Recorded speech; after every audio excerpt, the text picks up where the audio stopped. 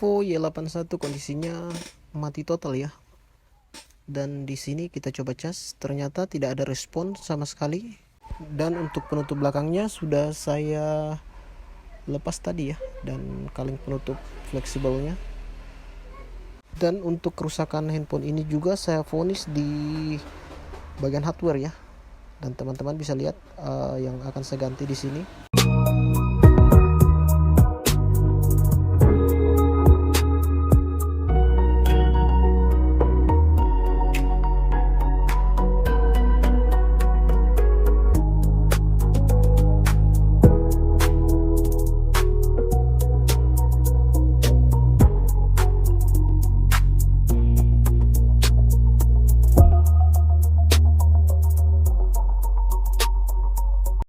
Untuk kerusakan handphone ini ada di dalam yang saya tandai tadi ya.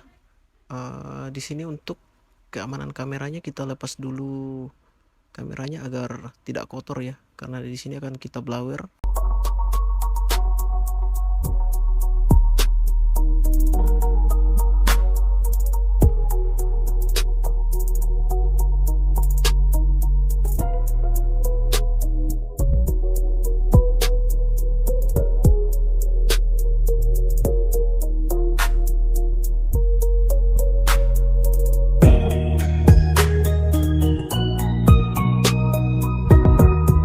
Untuk kebanyakan kasus di handphone seri 81 ini saya sering mendapatkan handphone ini info dari user tiba-tiba mati, dan saya fokus di permasalahan di bagian ini ya.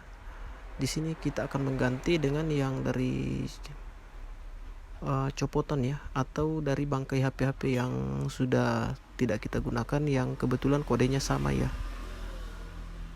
Di sini saya menggunakan bangkai dari handphone Vivo Y12s ya.